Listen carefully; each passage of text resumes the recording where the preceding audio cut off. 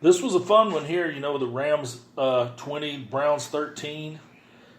The Browns' offensive line woes just continue to just hurt Mayfield. Yeah, I mean they hung for a while, and I mean the Browns' whole secondary was injured, but you didn't hear a lot about the receivers for the Browns because Peters and Aqib Talib, man, they didn't let either one of those guys go off. They kept them pretty much in check, and then the real key pretty much to the Rams offense this year is Cooper Kupp, the third-year man wide receiver.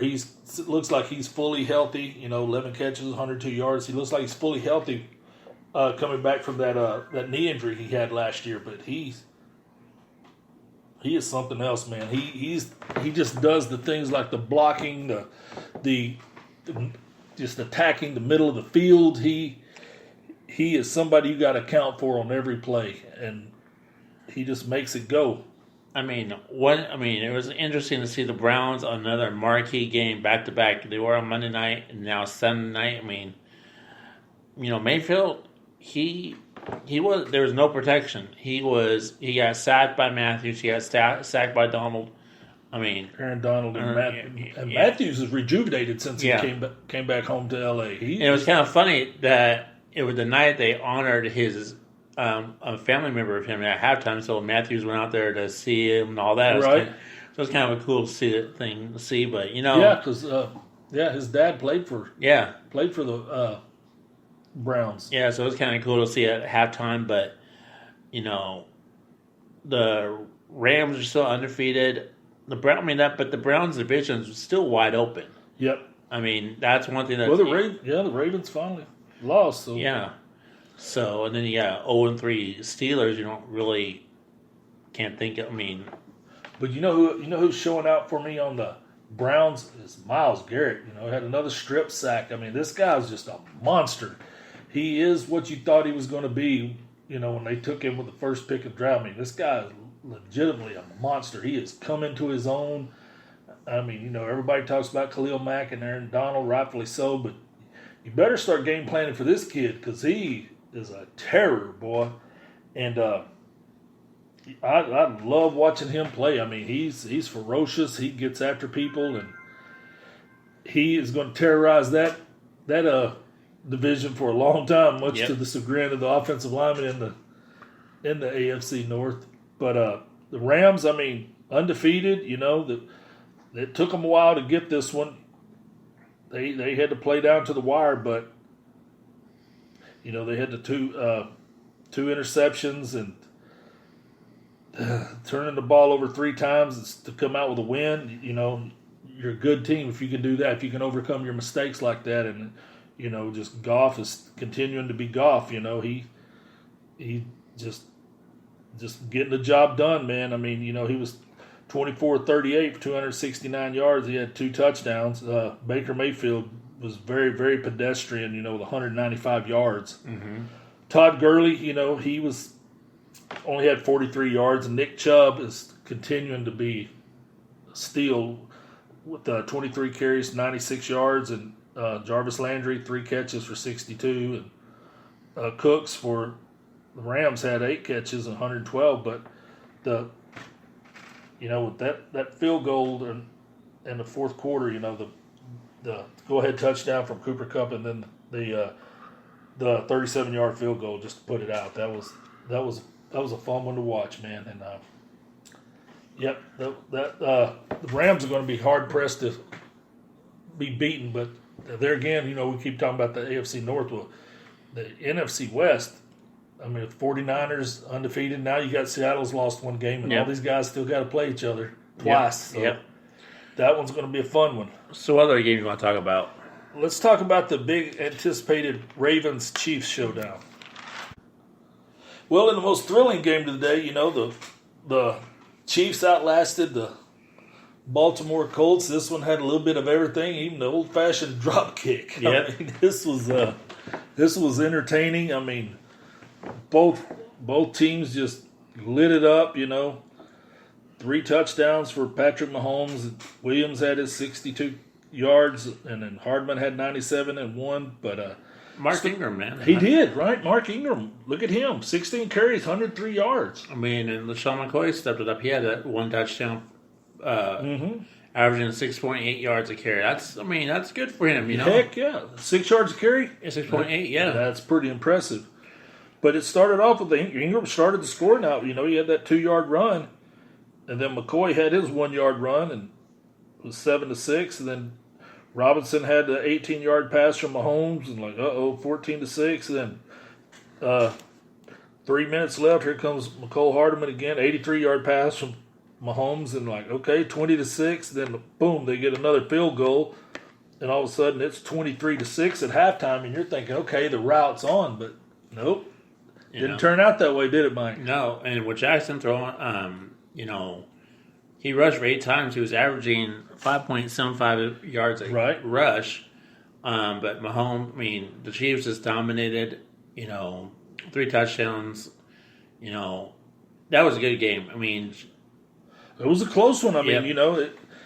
The third quarter, Mark Ingram started the scoring off again and got it with 10 minutes. He got it a 19-yard touchdown run. It was 23-13. So, okay, they're only 10 points behind. Then, LaShawn McCoy answered with that 14-yard pass from Mahomes as 30-13. Then Ingram again, 1-yard TD, 30-19. Then they get the field goal from Justin Tucker, 39. Then it's 30-22.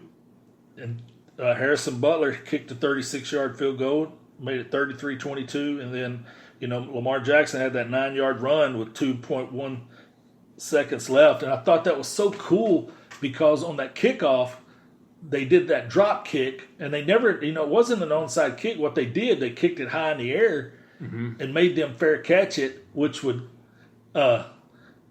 stop the clock right there, and it stopped the clock with 2:01. So they had to run a play before the 2-minute warning, because their reasoning was sound because they was going to force these guys to run 2 plays and stop the clock both times, and okay, this is, but once they got the first down, it was over. But golly, man, just Harbaugh is really, really into those analytics now. Mm-hmm. He's using the going for 2, going on 4th down.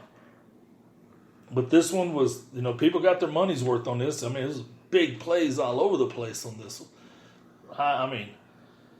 When you looked at the stats, Kansas City had 500 yards again, and these were the top 2 offenses in the football. And Ravens had 452 yards per play. Kansas City 7.9 yards a play, and the Ravens had 5.8. The passing yards, was going to always lean in Mahomes' favor. With 363, he was 27 out of 37, so pretty good with the ball there. The sacks, they had 3.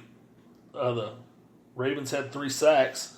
They gave up 7 penalties, but no fumbles, no picks. It was just I liked watching that game, boy. That looked almost like basketball on grass to me. Yeah, I know you enjoy that kind of game, but the next one we're going to talk about is the Cowboys and the Dolphins. Well, this one ended up about like we thought it would. Cowboys they just kicked them 30-6. Just talent. That's all it come down to. Just one team has more talent than the other one. They covered the spread in Vegas, as they say. They were favored by 23, and they're able to get it. First half I was kind of like, okay, maybe the Dolphins aren't that bad, and second half, yeah, they are. Yep. I hate to say it like that. Rosen was just throwing around. He actually got hit. One player that he actually had to sit out a couple plays because, he made a pretty good accounting of himself. Yeah. He was 19 of 32 for 246 yards. Had 2 touchdowns. So, that's Dak Prescott. Excuse me. Rosen didn't. He just had 200 yards. But he, the offensive line he was dealt. He showed a little moxie standing in there. Because Cowboys were greatly aided with the return of Robert Quinn. They were finally able to get some pressure from the outside on these on the pass rusher. They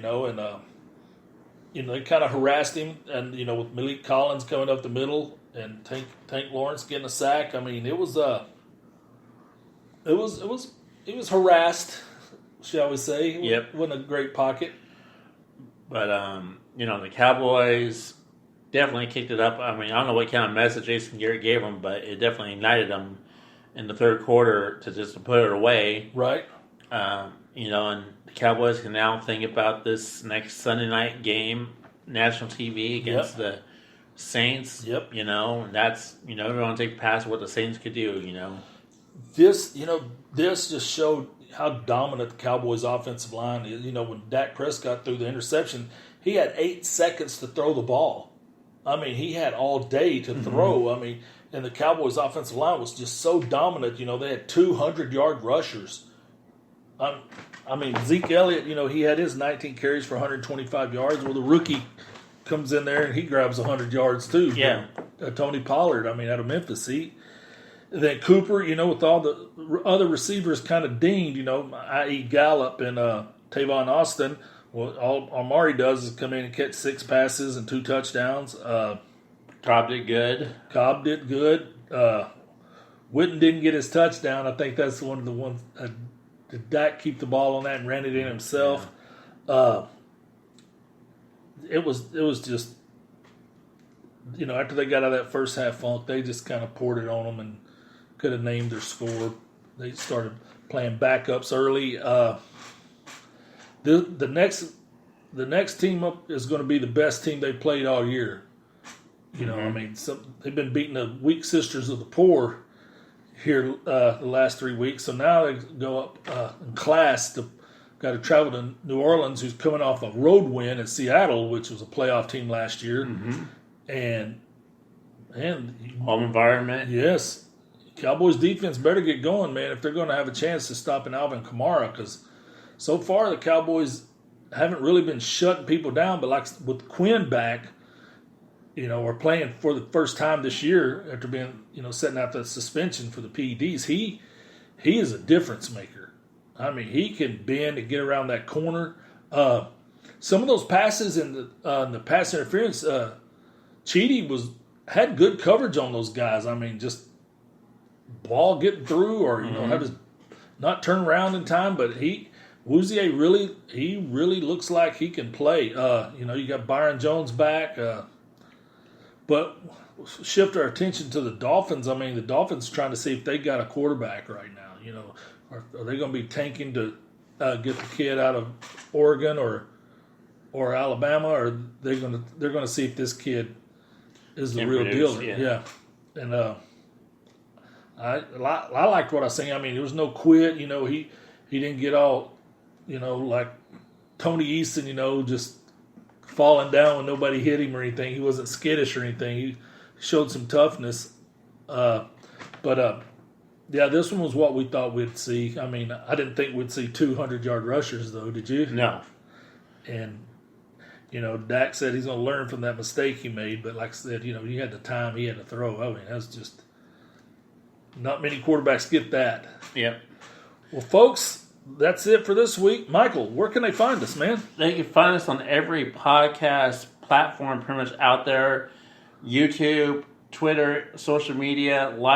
Tell your friends about us. Who's us? Tell your friends about the VIP SportsNet. VIP SportsNet. Yeah, and this is our NFL recap of a great weekend in Week 3 in the NFL. So we got a lot more to talk about. Thank you guys for tuning in.